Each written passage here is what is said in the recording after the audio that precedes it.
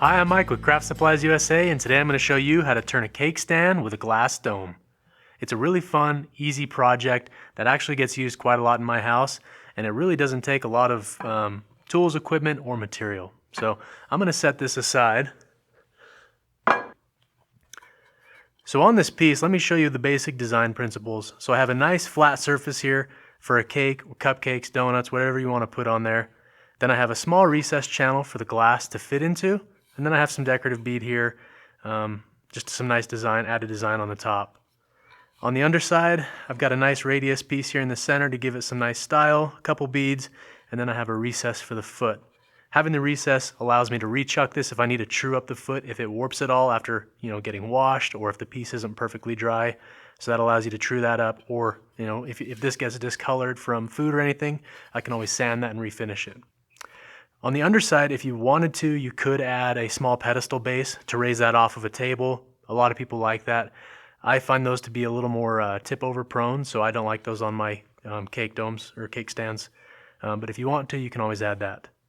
As far as the rim goes, it's about an inch, inch and a quarter wide, nice and stable base. If you'd like, you can always add some rubber feet to keep it from sliding around on your countertop. This piece is poplar here. But the piece that I'll be turning today, this is a nice piece of cherry. This is roughly 2-inch thick, and this is about 13 inches in round. The cake dome itself, the exterior dimensions are 11 1/4, so I would say the minimum size you want to turn is probably a 12-inch, 11 3/4, 12-inch. The material as well, I want it to be as dry as possible. This was some kiln-dried material, that way it's not going to move on me. I would say anything less than 8%, you're going to be good to go. And I've center marked it, and I've pre-drilled this for my screw center chuck. So this guy is ready to mount on the lathe. So let's go ahead and chuck this up and get turning.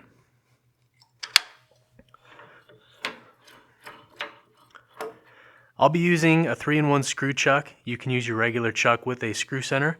The only thing I will note is because we're not turning the center out like a normal platter, I want to make sure I don't lose a lot of thickness in this piece, so I've added an 1/8 inch shim on the screw center to where I only have 3/8 of my screw protruding.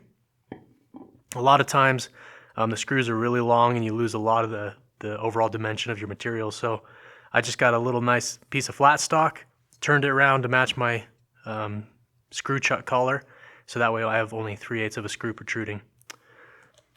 With the screw center chucks, I like to turn these on just nice and slow, and then I keep my hands open as I put this on. And then let it take it out of your hands, and then we can lock the spindle and tighten this up.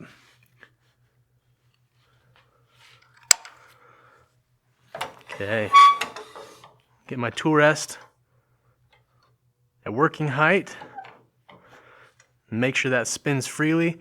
And what we want to do now is true up our piece, and then we can true up the face.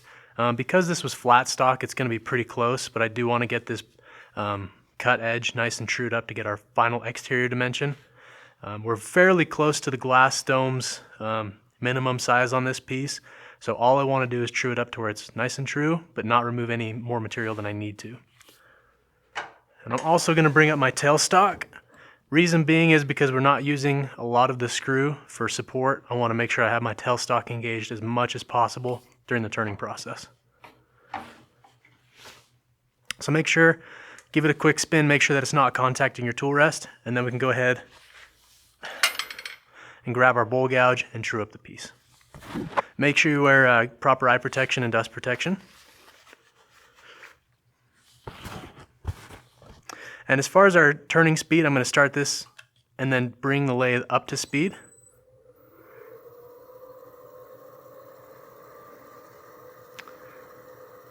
And I'm right about 700 RPM. If you want to, you can go a little bit faster. But with a piece like this, because it's not trued up, we want to make sure we stay in our safe operating speeds. Bowl gouge, handle a little bit low. I'm going to start the cut. And because it's not too far out around, just make sure you're not removing too much material. It's a bevel riding cut here.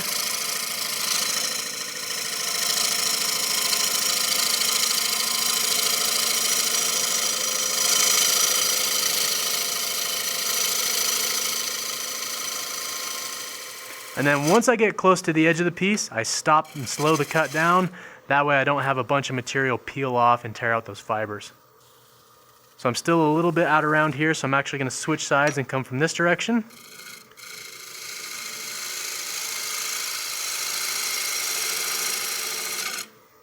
Same thing, slow down, make sure I don't blow out those end grain fibers. Because the fibers are coming up like this and they're unsupported on the edge, as that gouge comes across, they have a tendency to peel those fibers out of the way. So make sure you just slow that down so you don't have a bunch of torn grain you have to clean up. So the piece is nice and true now. I'm not worried about getting this perfectly flat and finished yet. Let's go ahead and true up the back side, and then we can start profiling the back side and getting our recess cut for our chuck. Alright, so I'm just going to adjust my tool rest and bring it in there close to the workpiece. Give it a quick spin and make sure everything turns freely. Another thing I'm going to do is I like to start the lathe standing out of the line of fire just in case the piece does come apart. That way you're not in the line of fire of the rotation of the workpiece. Also, I'm going to bump my speed up to about 950. And we're going to gently scrape the piece, try and true this up. I'll be cutting on the bottom wing here, so the flute will be mostly closed. And then just gently glide that across the work surface. You can hear it chattering across the surface. That's because it's out of true.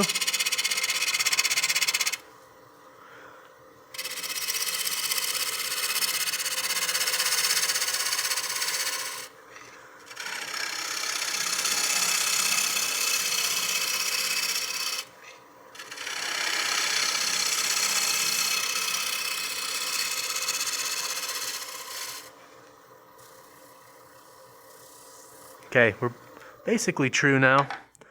It's a decent little scrape, but we need to lay out the measurements for our recess to fit our chuck, as well as we want to mark the rim dimensions and then any decorative designs or any decorative beads you want to put in there, just so you have a visual reference of where those need to be. Alright, I'm going to lay out my rim. I'm going to turn my speed down just so I can mark this piece. I'm going to shoot for roughly an inch and an eighth. I believe that's what I've got here. Yep, inch and an eighth. And that'll give me a little room just in case I need to reduce the overall diameter as well. If I true this up, I still have a thick enough rim. And I'm going to use my other piece I turned as just a bit of a reference. So I've got a small bead here. I'm going to mark that. And then that's going to be my nice radius contoured edge here. And then I'll have a small bead. And my chuck jaws, I'm going to be using a VM120 with 5-inch bowl jaws. And the recess I need to cut is right at 2.5. So I might need to adjust my bead out slightly there. I think this will actually be a good mark for my recess. The other thing I want to note too is that the recess is set underneath the foot of the rim here. So I have my foot rim, and then everything is about 1/8 of an inch to 1/4 inch set inside that, and then the recess is another 1/4 inch or so cut into the work surface there. So I'm going to bump my speed up. I'm right at about 950. I'm going to start cutting my recess.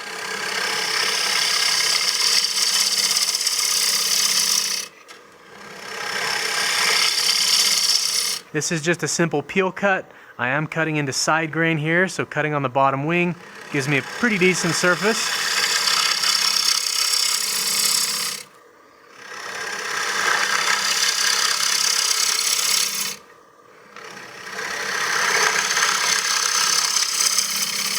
I'm going to make this about a 1/2 inch deep. That way I've got a 1/4 inch below the rim, and then I've got a 1/4 inch cut recess as well.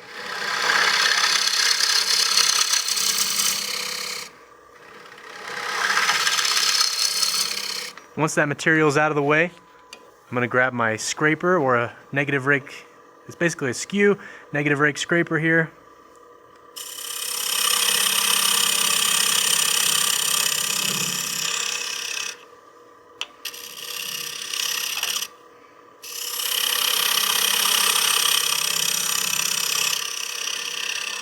And the nice thing about this, I'm going to move my tool rest over just so I don't run off the edge.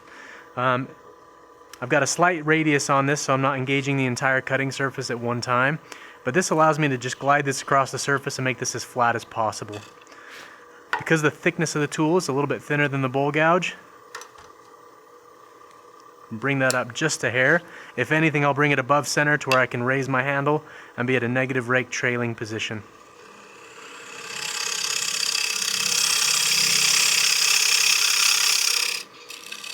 The other nice thing too is because this negative rake scraper has a certain angle to it and the radius on the front, it allows me to match that tenon profile that I have on the exterior of my chuck jaws.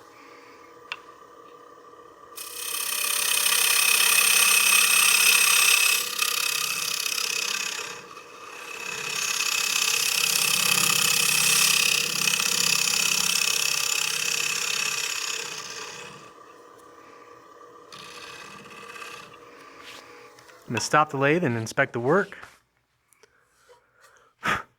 Alright, so the recess right now is just a hair over 1/4 inch. I'm going to go a little bit deeper than that. That way when I concave this and cut that out, I've got a little more room to work. I'm just going to step that down about another 1/4 inch or so.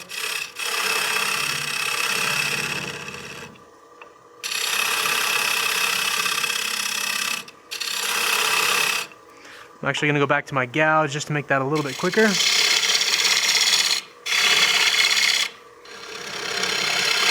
And right now I'm slightly above the tool rest because I adjusted for my skew. Drop that down just a hair more.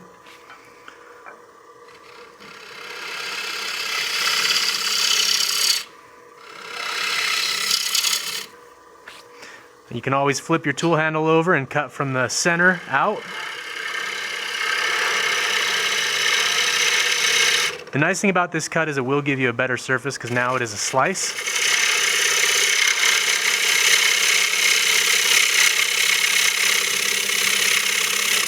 I'm going to stop a little shy of the max dimension that I need.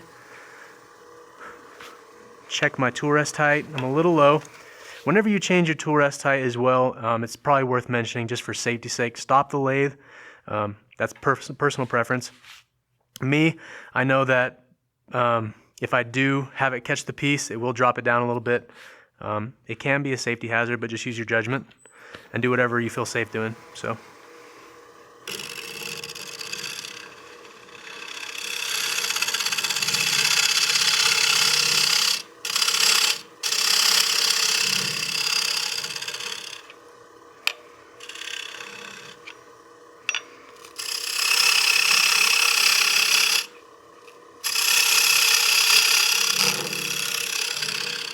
Okay, now that we're getting close, I'm going to stop the lathe and move the tool rest out of the way just to verify chuck fitment, see how close we are, see how much more material we need to remove. So that went in there just fine. I'm going to open up the chuck jaws. So right there we've got a 3/16 gap. That's going to be pretty close to a perfect circle. I think I might have opened it up just a little bit further than I ideally want, but that's going to be right about where we need to be. So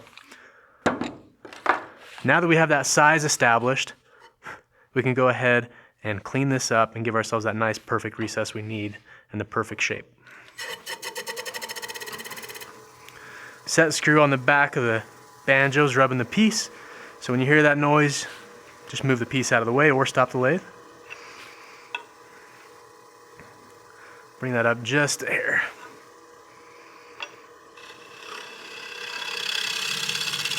And I want this to be nice and flat.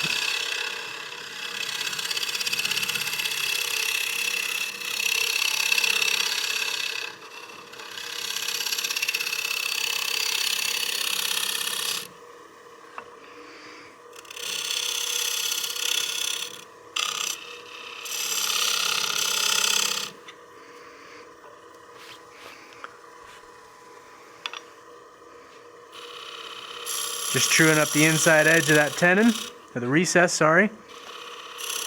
Getting myself a nice square shoulder down in the bottom for those chuck jaws to expand into and give us as good a hold as possible. The nice thing about having a really good recess or tenon, when you do it right, it allows you to re-chuck onto that multiple times if the piece warps without really marking up the surface too bad. Now that I've got the bottom established, I'm gonna bump the speed up and do one clean pass and get that ready to sand. So I'm at 1300 RPM here.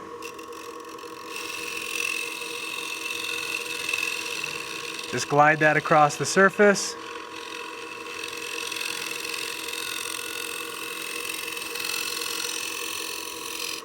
If you wanted to, you could absolutely use a gouge to go in there and cut that. That would probably cut that a little cleaner. Like a small 1/4 inch bowl gouge to do a nice little cut there. Okay, so we've got about a 1/2 inch recess.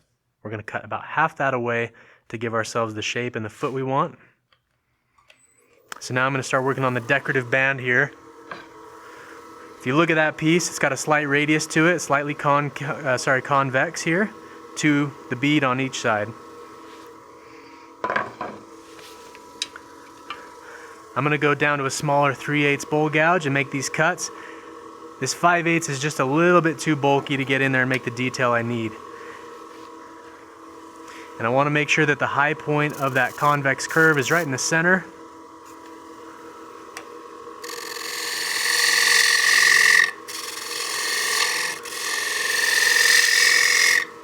So I start from the center and work that down. I'm going to turn that speed down just a hair.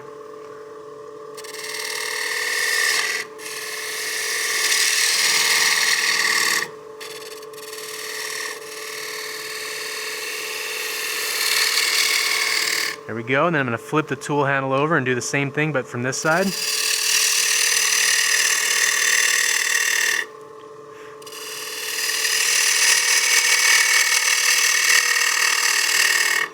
When you're doing this, just make sure that you start on your bevel, and if you need to, you can adjust the tool handle position to make the cutting gauge, or you can open up the flute just a hair.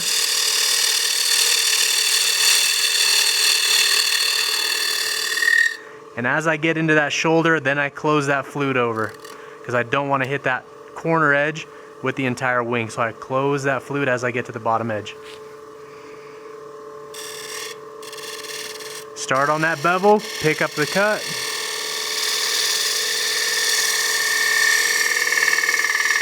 And then I close that flute as I get to the bottom.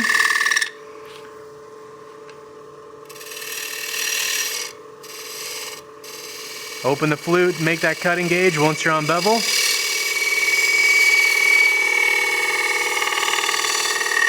You can rotate that over. And grab my skew and turn this down just a hair. Same thing with this.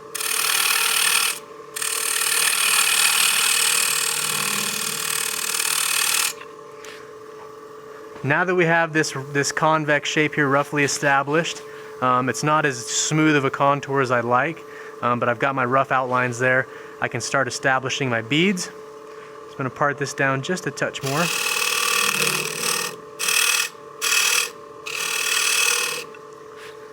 If you're using your skew like that and you're hearing the wood chatter and vibrate, you're probably taking too heavy of a cut, or your tool is pretty dull. So I started getting a little bit of chatter there, and I was taking a 1/4 inch wide pass. And because we don't have a lot of screw engagement on the screw chuck, I just stepped that back and then took about half the width at a time. I'm going to be using the Easy Wood beading tool. This is a 3/16 beading cutter, and I've got my own handle made for it. And I'm going to establish the bead. Whenever I use this tool, I like to just wiggle the handle back and forth as it makes that beaded shape that I need.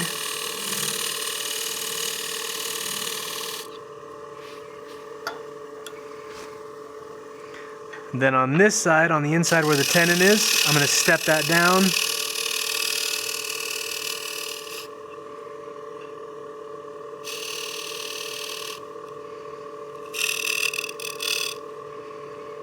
Give myself that nice crisp tenon I need. And now I can turn that radius into the base of that bead. Go back to my 1/4 inch bowl gouge, 3/8 bowl gouge. Start on the bevel with very minimal pressure. Anytime you're using your bowl gouge, you want as minimal pressure as possible on the workpiece. If you look at my hand here, when you push into it, the skin, obviously absorbs that pressure. The wood does that, but it doesn't like to do it, so it pushes back, and then you get that vibration going on with your tool. So you want to be on the bevel, but you don't want the wood to know that you're pushing on it. So light bevel pressure. Pick up the cut, so I'm going to open the flute just a hair. And then ride that down to the bottom of the bead, and I rotate my flute over. And what I'll do is I'll stop maybe a 32nd of an inch short of the bead, and then I'll use my skew to really get in there and keep that nice and crisp. That bowl gouge is just a little too bulky to get as clean a detail as I need, or that I'm looking for.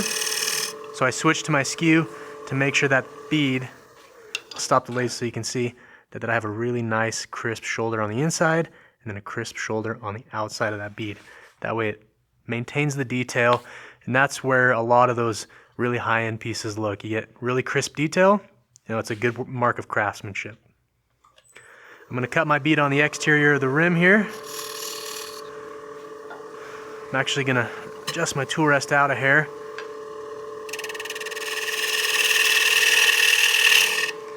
And then cut my foot here to where it's slightly concave, to where the lowest part of the piece, the exterior of the rim is where it's going to engage on your table, and then I'm going to slightly cut this in to where it's concave.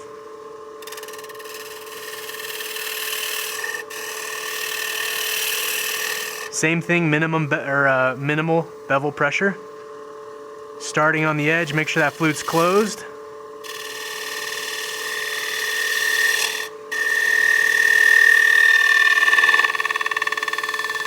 Pushing on the bevel a little too hard.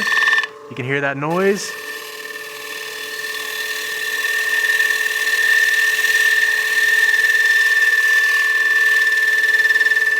I'm not getting the chipping noise I was getting when I was pushing too hard. I was just getting a little bit of flex in the tool, so I was getting some vibration out of that, making some noise. And there's a little bit of wave pressure there from when I pushed too hard on the bevel on that previous cut. So I'm going to do the cut one more time, try and get rid of any of that wavy area you can see from riding the bevel a little too hard. A lot of the contributors are pushing too hard on the bevel is because your tool is dull and it's not cutting, so you push into the workpiece a little too much. Make sure your tools are nice and sharp.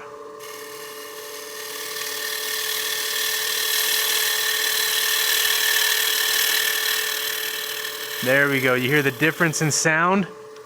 There was no chatter, no vibration out of that, and I got rid of those marks on the piece. This is where I'm going to cut my bead.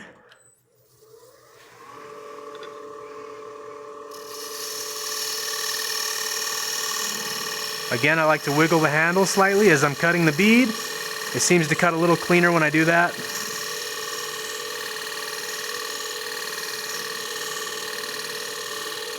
Just a few degrees side to side. Now I can get my skew and turn that down to the edge of the bead as well on this side.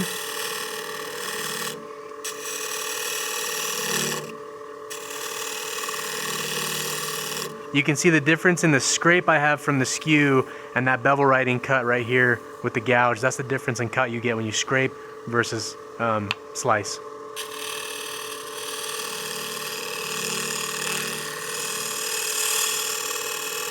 Using the corner of that skew to get in there and keep that nice and detailed and crisp. I'm going to stop the lathe and take a look at my rim here and make sure I've got the nice shape that I want. Okay, now all I need to do is reduce the height of this bead, the decorative radius, this convex radius I've got right here. So go back to my 3/8 bowl gouge.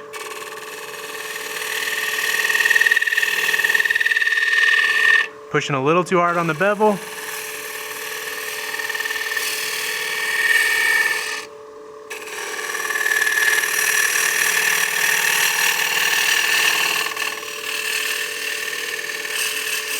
A lot of times too, if you're not getting enough pressure down on the tool rest into the tool, that tool will sit there and kind of skip around a little bit and make that chattering noise. So I don't like to anchor my hand on the tool rest per se, because then it prevents the travel of the tool. So I like to push just down, straight down onto the tool itself.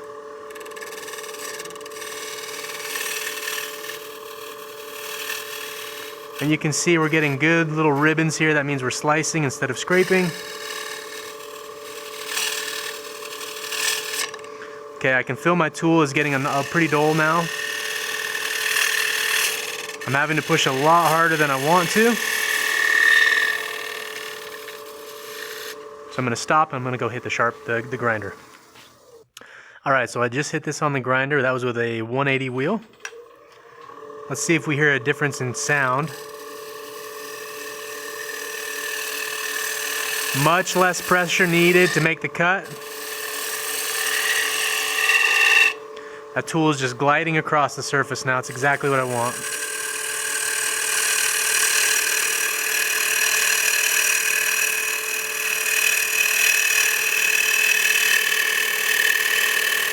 I'm going to close the flute as I get close. Just a little bit over the tool rest there, so I'm getting some chatter. Now that I've got a good cut there, I'm going to use my skew to get the corner nice and crisp.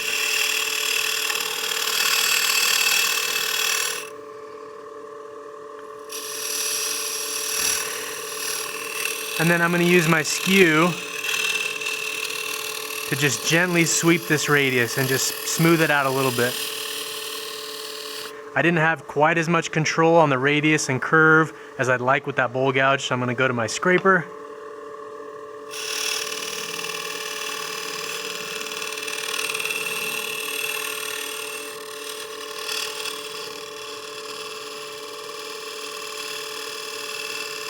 And then get that detail nice and crisp up against those beads. So if you look now, we've got really nice clean shoulders on each side of the beads. We've got a slightly convex surface there. Our recess is cut and fits our chuck really well. Check for tear out. Also, we have a few degrees of taper towards the center with our rim there. That way it'll register nice and flat on the table on the exterior. There's a little teeny bit of tear out there just from scraping it. That'll sand out no problem. The beads are cut nice and clean. I think this is ready to sand, and I have a really nice shape. That's kind of a cool thing about a piece like this. Most people won't appreciate until they flip it over when they go to wash it. They're like, oh, it has, you know, some really good decoration and, you know, some work and craftsmanship's been put into the piece. It's not going to be like your IKEA cake stand where it's just flat, you know, machined and ugly. So I want to put some nice details into the workpiece. I'll move my tools off the lathe for just a moment. That way I'm not bumping them off my lathe bed and damaging some cutting edges or my foot. Also, I'm going to get rid of my tool rest so I can power sand.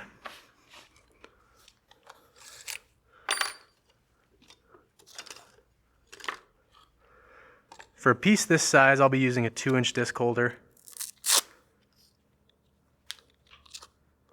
And with this, I think I can start with 220. We'll give it a shot and see how it goes. I'm going to move this out of the way as well. I'm going to turn my lathe speed down because we are power sanding. It's compounding the speed. And I don't want to heat check anything. I don't want to damage my disc holder. And I don't want to ruin the piece or anything. So I'm about 400, 500 RPM. And with this, I'm going to go ahead and start power sanding. Anytime you sand, make sure you wear a dust mask or a respirator or something just to help protect your lungs.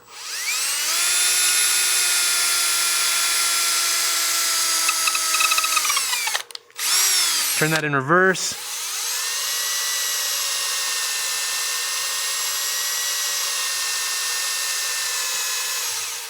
I have it spinning against the rotation of the workpiece, that way it doesn't overspeed my drill and damage the motor.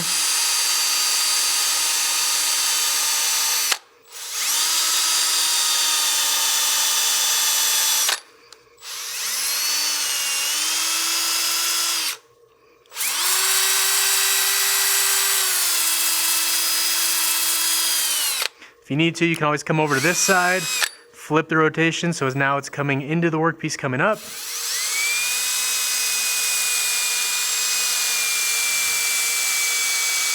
And be very careful that you're not hitting those beads. We're going to hand sand those in just a moment.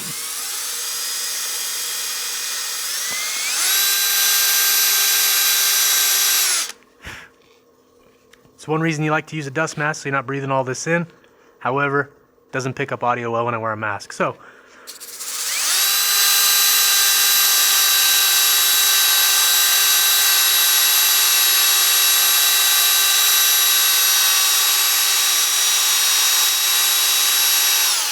whenever you're working on the centerpiece here, you don't want to stay there or else it'll wallow it out because it's sanding both sides at the same time. So you want to just kind of go across that nice and smooth. And then you can use that sandpaper to help smooth out your radius and your curves as well.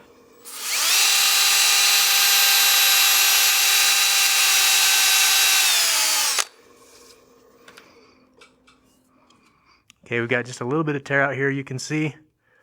The rest of that rim looks pretty good. There's a teeny bit of tear out there, a little bit right here, and then some down here in the bottom. Let's go ahead and sand those a little more.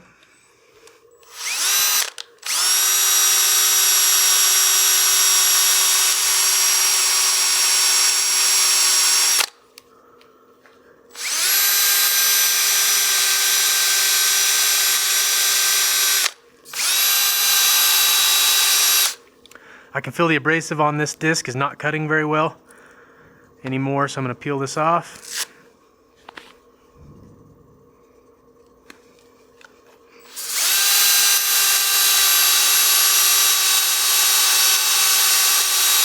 There we go, that's cutting a lot more efficient now.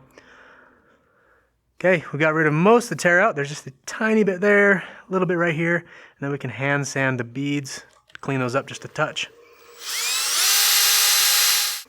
All right, now that we got the main surfaces sanded, I'll use my 240 grit to sand the beads. I don't want to go anything really coarser than 240 because it'll deform the bead shape and ruin that crisp detail we put into the piece.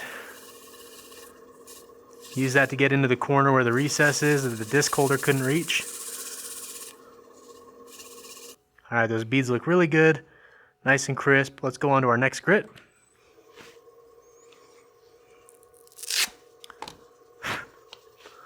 That disc is good to save for the next project, so don't throw those away.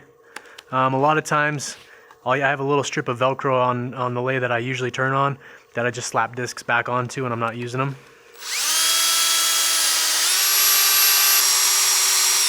And you can hear me switching the direction of the drill depending on which side I'm on. So again, on this piece where the piece is coming counterclockwise towards me, I have my disc also going counterclockwise, that way it won't speed up my drill. And then when I go on this side and the piece is coming into it, I flip it in a clockwise rotation so it won't speed it up as well.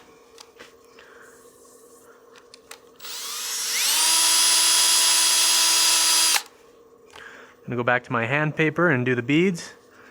Remember, I'm at 320 now. Okay, now we can go on to our next grit, and that'll be 400.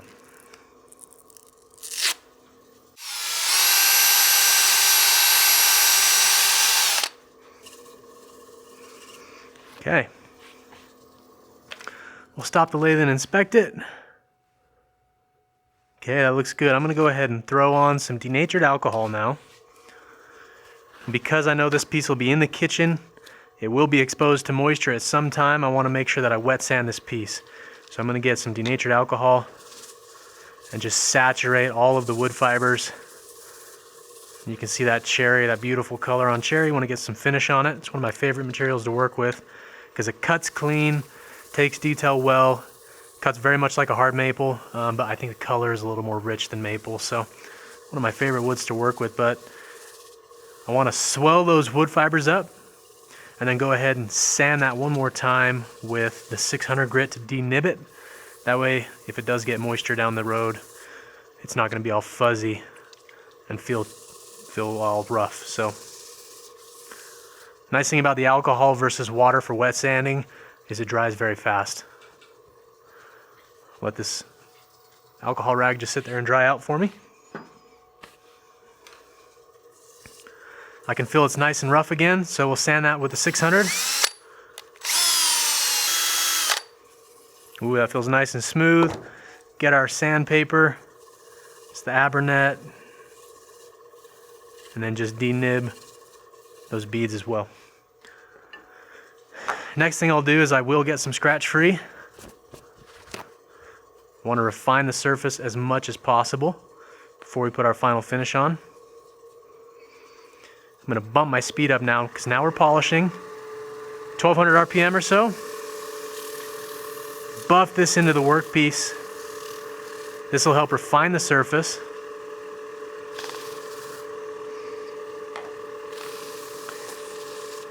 This is an abrasive paste, all non-toxic, food safe. Make sure you get that into those corners. Yeah, the scratch free will really make that cherry, the natural cherry color, really shine, enhance that natural color. And you can see now we've got some really good shape, good beads, good detail, and that looks really good for the bottom of a cake stand. So now that we've refined the surface, I'm going to get a clean rag and just try and wipe off any of the excess wax that we have.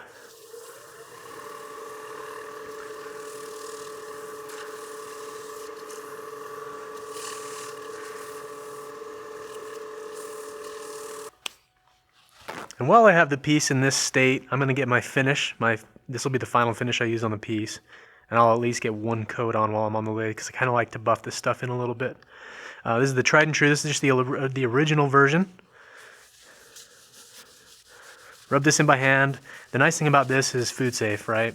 You're going to have food directly on the surface of the material. I want this to be safe for food contact, as well as something that'll be fairly durable and something that I can reapply. So if you're like me and you throw your finish rags on the floor, make sure you pick them up and throw them in a waste bin, just so they don't catch on fire. I like to put on a little bit of a wet coat initially. Let that saturate in as much as it needs to. And once we're done with the other side as well, we'll go over the finishing process. But while I have the piece right here, I like to just kind of throw a coat on. Get ahead of the game while it's mounted securely in a chuck. Just makes it a little bit easier to help buff it into the surface. So we have our recess cut. We know it fits our chuck. I can't tell you how many times I've cut it and I thought it fit the chuck, and then I flip it over and go to put it in and I didn't cut it big enough. Just double check and make sure you have the proper fit for your chuck jaws. But we can unscrew this from our 3-in-1 screw chuck.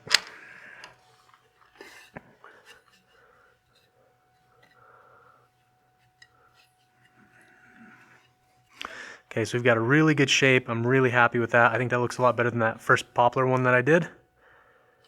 So I'm going to set that down for just a moment. All right, now we can remove our 3-in-1 screw chuck.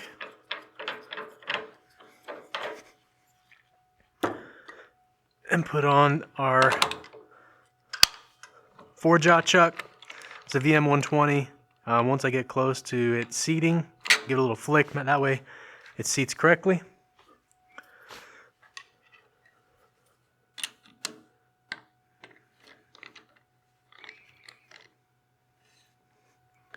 Whenever I seat things, make sure you push directly from the center. That way it's not canted as you put it on. And then I like to tighten it up from both pinion gears. That was my elbow, not the workpiece. Sounded like I broke something.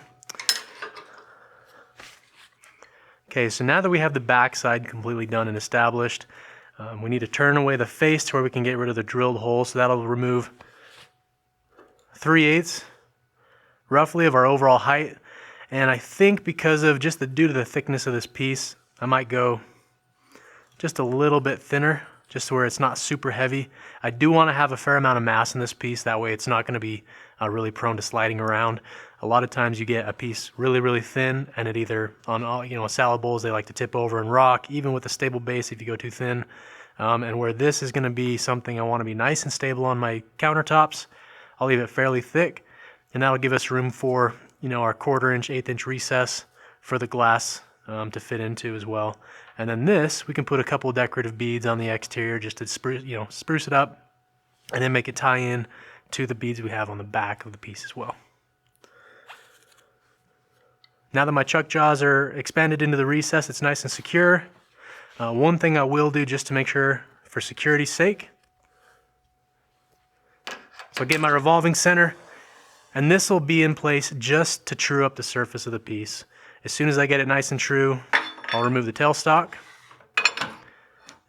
And I'll probably need to get that tailstock just a little bit further away from my banjo to give me clearance, so I extend out my quill. And I'll bring up my tool rest and get that into position as well.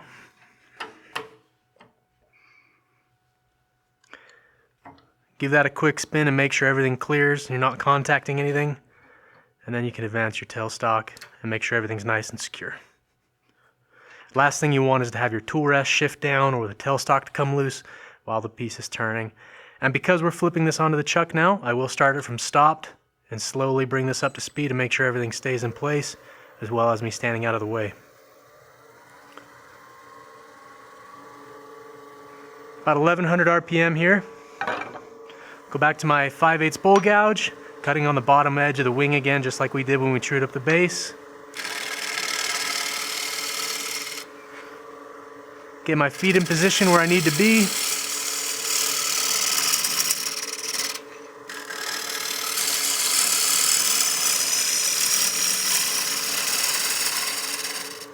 Then just glide that across. And because that screw is in there, roughly 3/8 of an inch, that's about the material that we need to remove, so I'm going to start stepping that down.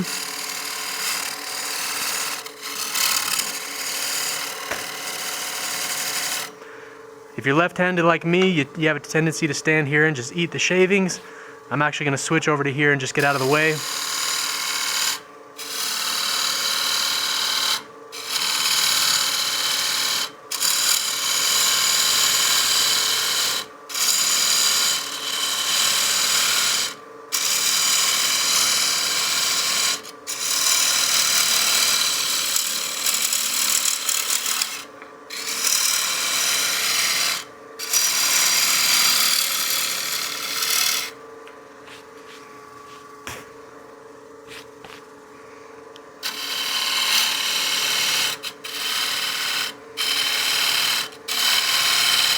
Cut that down to my 3/8 mark.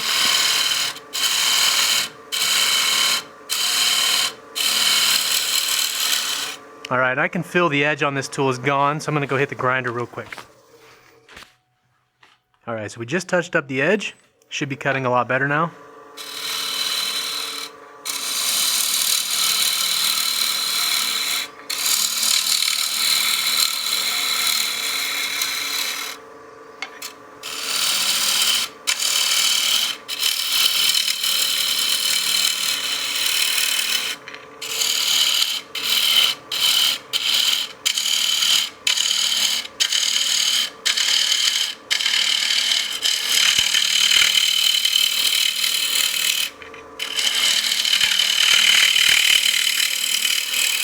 I'm gonna move my tool rest a little closer now.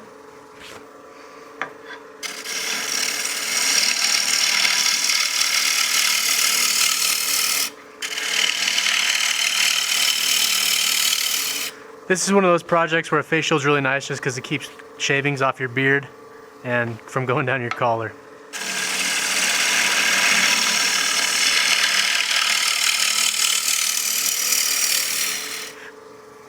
I'm going to stop the lathe and check. See how we're doing for our overall thickness.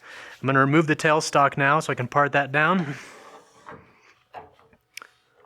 Bring that tool rest over.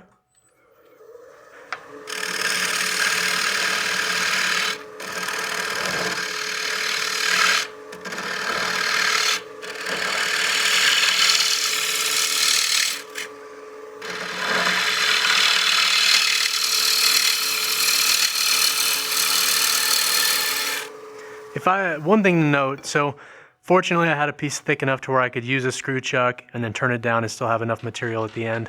If you had a piece that was really thin but you still wanted to do a cake stand out of it, you could always have a hole through the center and then add a decorative inlay. You could add a different piece of walnut or something to enhance that and then cover the hole as well.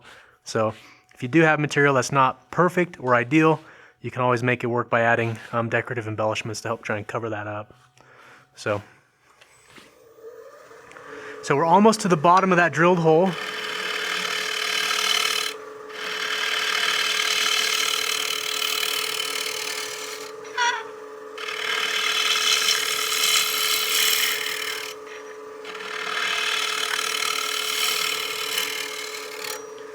All right, and so from here, what I'm going to do is I'll get my ruler, move my tool rest away, and check to see how flat the surface is, and that is actually surprisingly flat.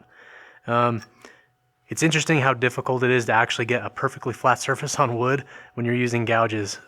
It's actually a lot trickier than I expected the first few times I did this, but that's pretty flat.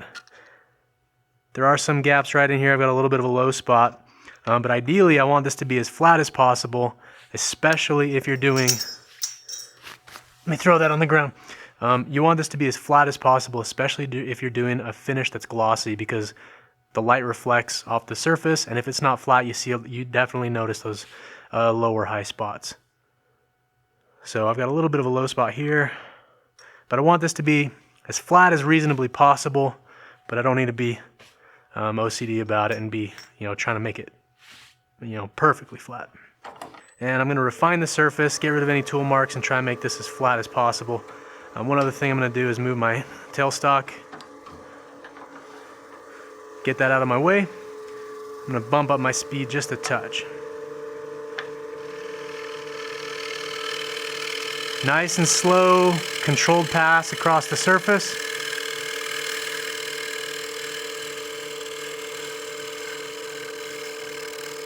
To give me a clean cut.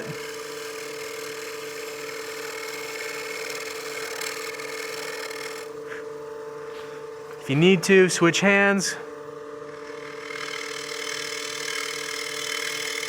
to get your body out of the way of the tool's path.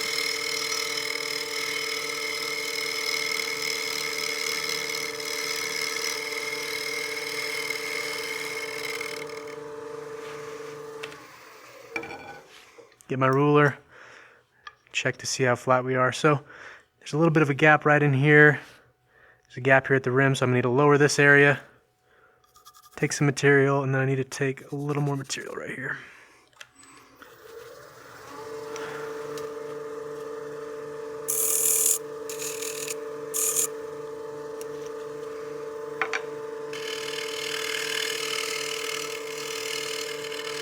One thing you can do as well, you can drop that handle and close the flute over a little bit more to give yourself more of a shear scrape.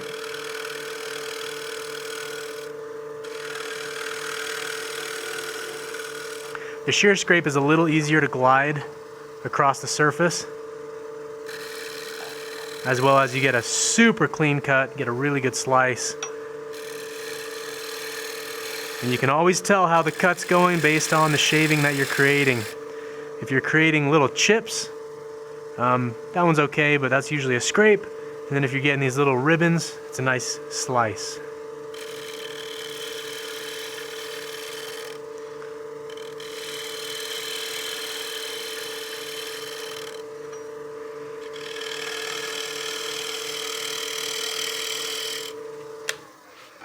Let's go ahead and check and see how flat this is now. Still got a little bit of a center dimple. But there's a low spot right in here and then just at the rim. But because we're going to be cutting the channel, I'm not worried about this side. Now I want to make sure that I get that dimple removed where the center point was for the drill bit.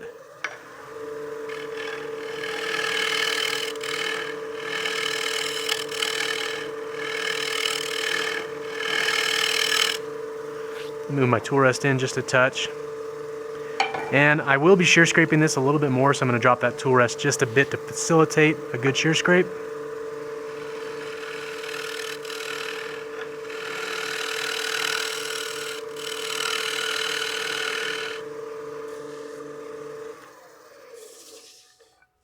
Okay. I'm going to do one good pass now across the surface with a shear scrape. I'm going to bump up the speed. Shear scraping with speed helps.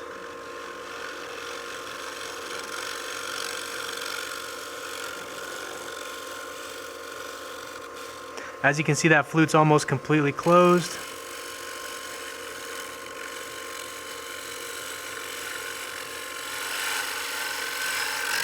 One other thing to note, this lower edge of the wing is definitely dull, so I rotated my tool handle where I started cutting more on the nose of the wing, this front leading edge. So that's the cool thing about the way we grind our tools. It's a nice radius cutting edge. That way you can play around with which part of the cutting edge you're cutting on to give you a clean cut as well. So I know if that edge is dull, I can rotate the handle just a little bit, and then I'm cutting on a different part of that wing, and that's a sharper edge. And you can see those ribbons we're getting there. Beautiful cut. Okay, now we want to lay out where the glass dome is going to sit in that channel we need. Get your glass dome. Each one of these is made, I believe, by hand, and they do vary in diameter slightly from piece to piece. So 11 1/4 outside diameter. And these aren't going to be perfectly symmetrical and concentric all the way around, so we will want to oversize the channel just a touch. Our piece overall diameter right now is 12 1/8, and we need that slot to be 11 1/4. So I'm going to half that, so that's going to be 5 5/8 right there.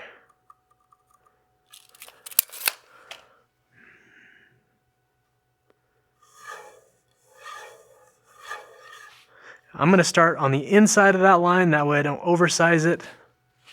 And with this one being a non-concentric piece, I'm going to test fit this as we go to make sure we get the perfect fit.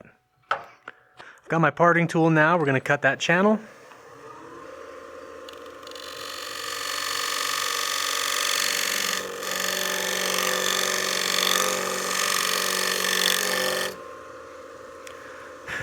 That tool was definitely upside down when I made that cut.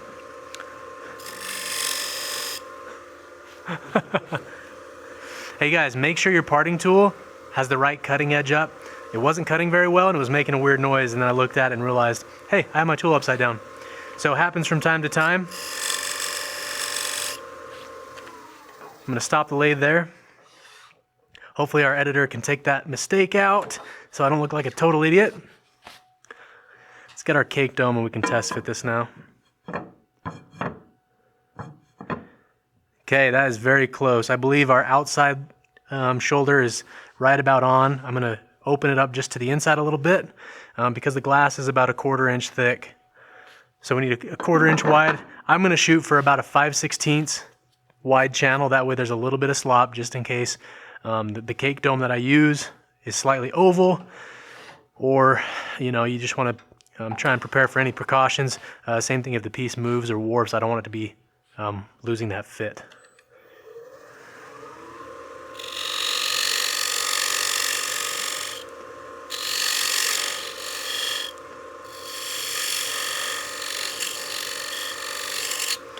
And as you can see, the channel I've cut is about a 32nd, just under a 1/16 inch thick. That way, if I do screw up my fit, I can still turn that off and then reset and resize that for the channel.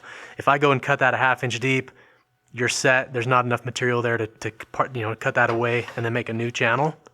So always do a shallow channel, test fit it. Once you get your fit right, then we can go ahead and deepen that channel to fit better. Okay, that's perfect. I've got just a little bit of slop in there to account for any movement. So now we can go ahead and deepen that channel about a 1/4 inch deep. And that'll give that a nice place to register when you put your cake dome on. You don't have to fight it or try and fit it. You can drop it on and then just wiggle it and it'll drop right into your channel. You want to make sure your parting tool is nice and sharp here because there's not a lot of room to get sandpaper in there and clear out any tear out. So you want to make sure you're cutting nice and clean.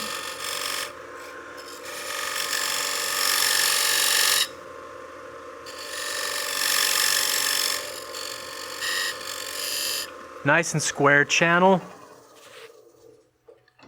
Grab our cake dome one more time and just make sure that everything still fits. I think that's a really good depth. I think it looks nice without being too deep. That's perfect. Last thing you want is a channel that's so deep, if it's more than a 1/4 inch or 3/8, you get cake frosting, food down in there. They get stuck in those corners and they're really hard to clean out. So I want to have a deep enough channel to securely hold the dome, but not too deep to where it's a pain in the butt to clean it out when you get frosting in there. So that looks really good. I'm going to stick with a nice flat basic shape on the top here, flat face. You could get really fancy with your decorations, but we will be putting a couple decorative beads on the exterior of the rim because the glass will cover up most of this anyway, and once you have cake on here, you want this to be flat. You don't want any grooves or beads or anything that frosting and cake and all that stuff is going to get stuck into. So let's go ahead and sand that out. Move my tool rest and banjo out of the way. Get my 220 back out. You could go to a 3-inch disc holder if you want to. 2-inch will be just fine for this piece. And make sure you drop your speed back down. And right now the biggest thing is we want to refine the work surface, but we want to try and keep this as flat as possible. So I'll be trying to sand with the entire face of the disc to try and maintain flatness.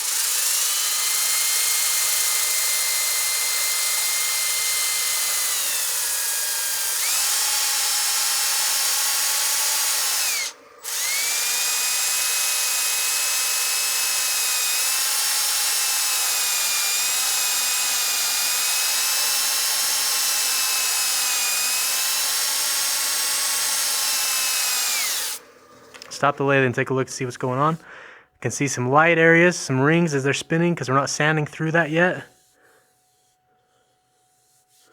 It's a little bit of a low spot right here in the center.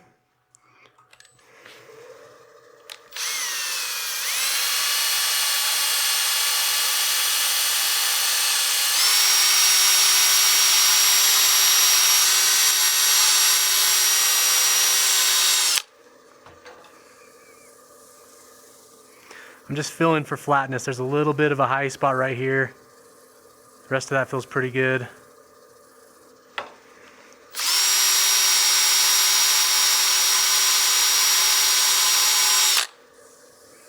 There we go, that high spot's gone.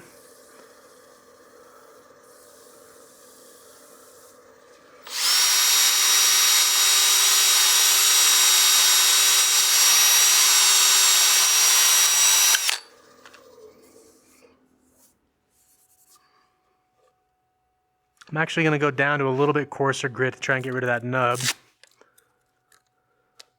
going to go back down to 180.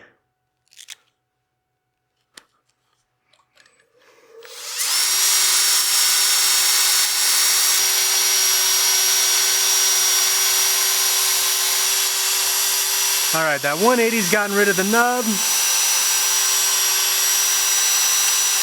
Now I'm just going to blend out those areas. Try and make sure it's nice and flat still. Then we're going to go back up to our 220.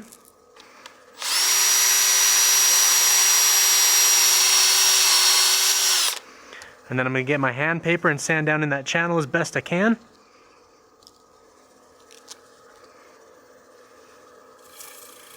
Again, you slow your speed down for sanding. Right now we're at about 500 RPM, 600. Anything really faster than that, you're going to heat check the material possibly, or you could overheat your disc holder and ruin it.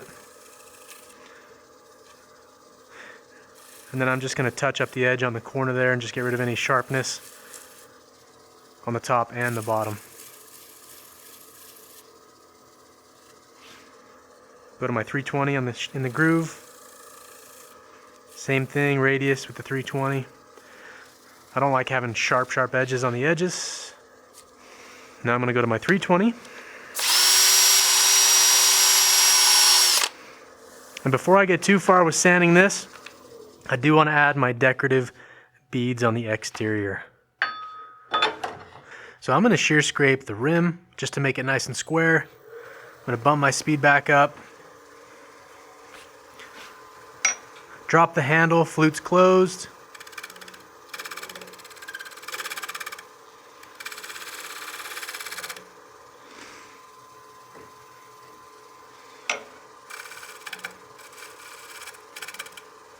Actually, I'm going to try it from this side.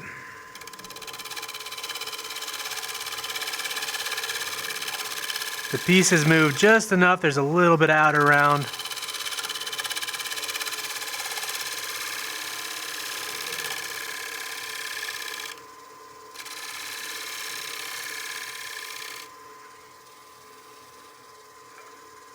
And bump the speed up just a touch more.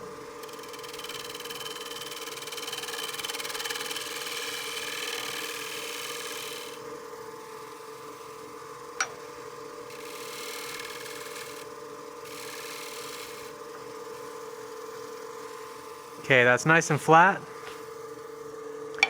Grab my beading tool. Alright, so I'm going to put a bead right in the center, just a single bead. So I'm going to lay this out to get it nice and even. So I'm at 1.5 inches, so I'll be 3/4 of an inch for center.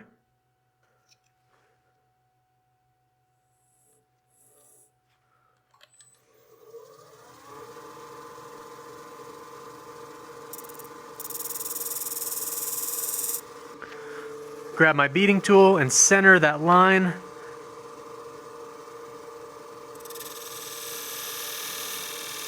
Again, just wiggle the handle back and forth. Now we're creating a bead into end grain, so it might be a little grabbier. Make sure you have the handle slightly above center.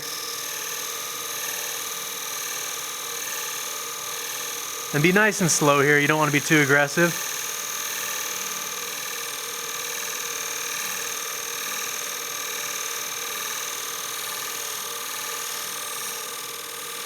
Just wiggle that handle side to side. And now I'm looking at the horizon here, watching that bead form.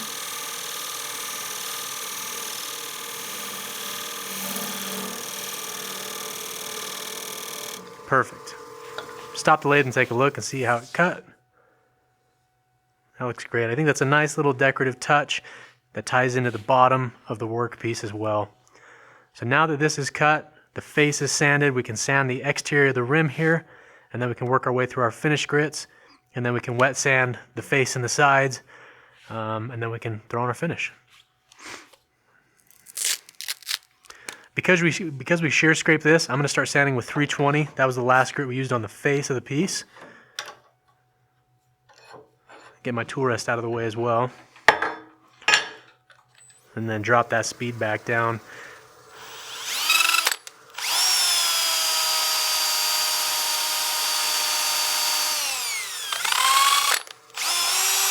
I don't want to sand that bead with the drill, so I'm just sanding the flat areas.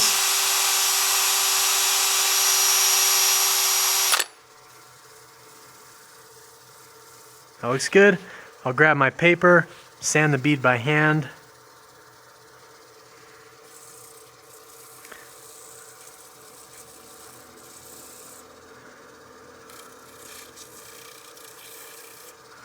And then we can go up to our next grit. I'm just going to hit that one more time, soften those edges.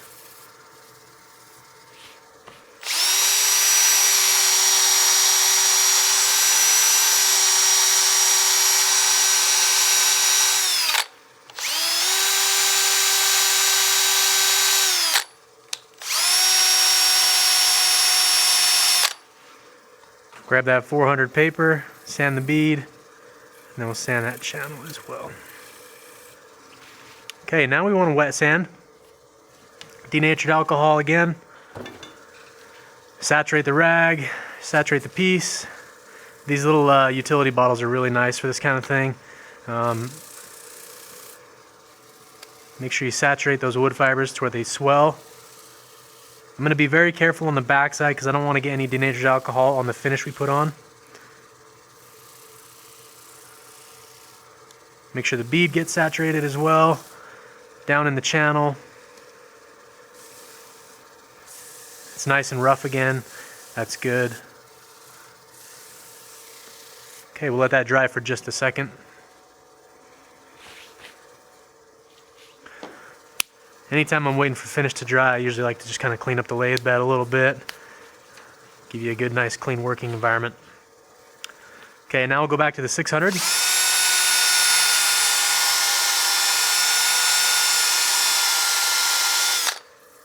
Beautifully smooth, feels great on the hand.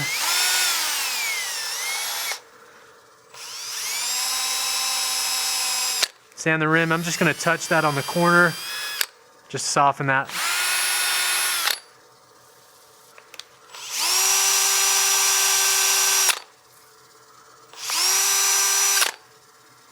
Beautiful. Go ahead and make sure we sand that bead. Alright, now we're going to go to the scratch free. Get a clean section of paper towel.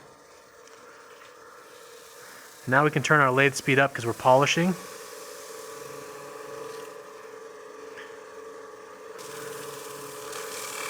Make sure you get that scratch free down into the channel.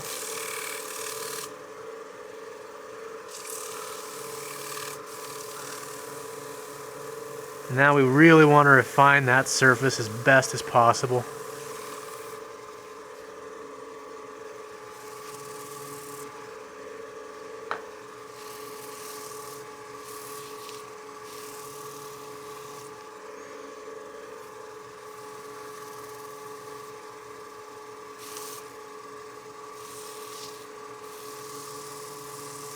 I'm using enough pressure to where it generates heat, but not too hot to where I can't keep the rag on the surface. If it's getting hot enough, you have to take your hand away from the piece. That means you're pushing a little too hard and you're going to be likely to get heat checks, especially on certain materials. And the point of the scratch free is just refining the surface even more, because it starts out at about 1500 grit, and then it refines and gets finer and finer as you use it, because those grit particles break down and become finer. So once you've buffed the surface and it feels really good on the hand, get a clean section of paper towel and just buff off any excess wax. A lot of guys ask, what finishes can you put on top of this? We haven't had any finishes that have an issue with it. Some of the lacquers, spray lacquers in particular, you might want to wipe it off with some denatured alcohol just to strip the surface of any waxes before you finish it. But most finishes have enough solvent in it that it eats through that wax no problem, and we haven't experienced any issues finishing on top of it. So take a look at the piece. Beautiful surface. There's no tear out. It's cleanly cut. The rim looks really nice.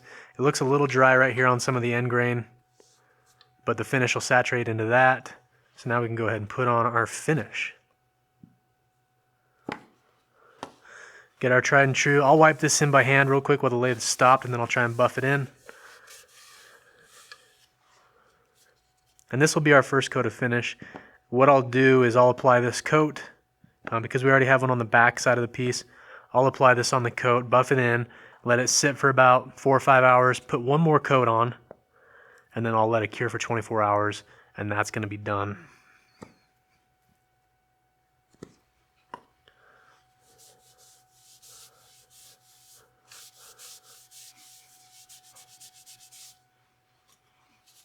I'm going to take that nozzle off the top.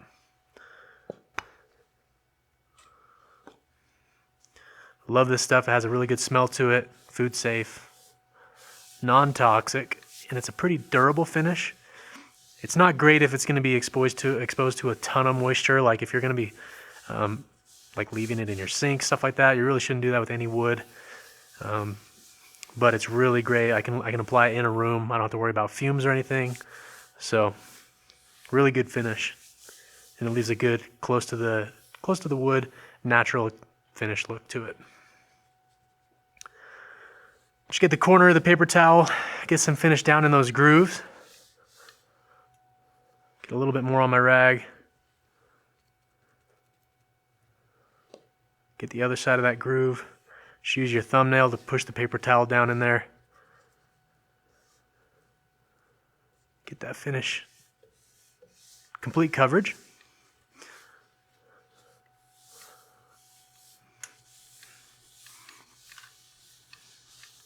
Just wipe off any dust on the back side, as well as get some more finish on there, because that initial coat will have soaked up a lot of that. Okay, that looks great. I'll leave this to sit for a few hours. I'll come back and put one more coat on, and then we'll let that coat cure for 24 hours. And then make sure you lay out your rags to dry and cure. That way they don't generate heat. We'll see you guys in just a little bit. Alright, so I've let this sit for a few hours since I put on the initial coat, and I can see in the end grain it's definitely absorbed a lot of that finish. The side grain here is not going to absorb too much finish into it, so I'm going to put one more coat on here, And then we'll let this sit for 24 hours and then fully cure up.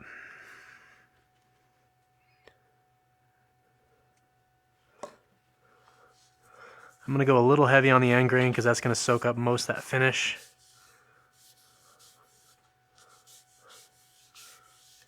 Like we talked about earlier, really good finish, food safe.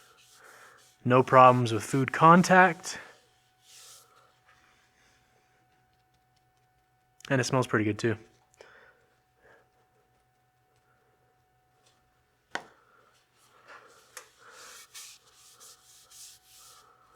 Just buff this into the work surface.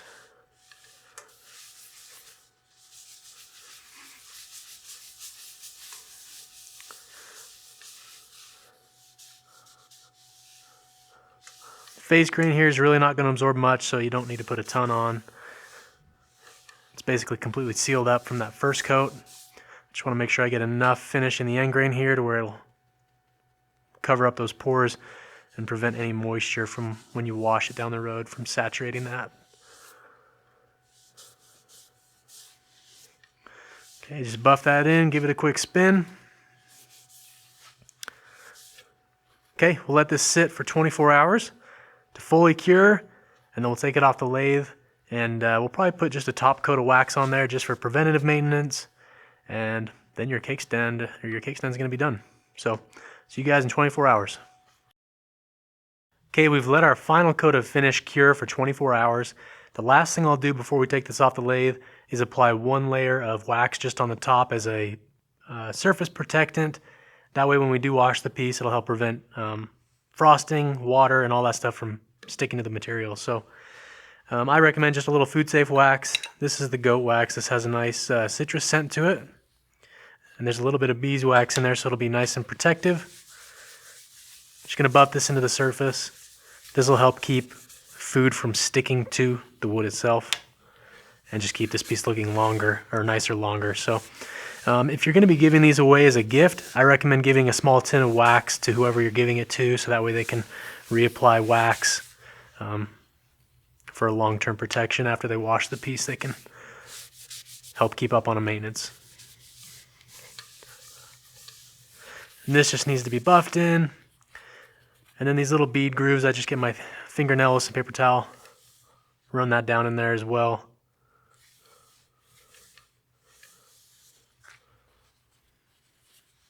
Get a little bit more, we'll do the back side of the piece.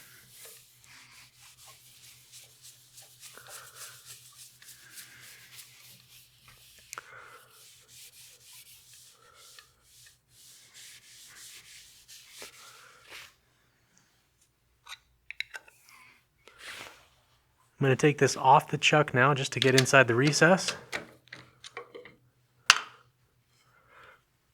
as well as wipe out any dust.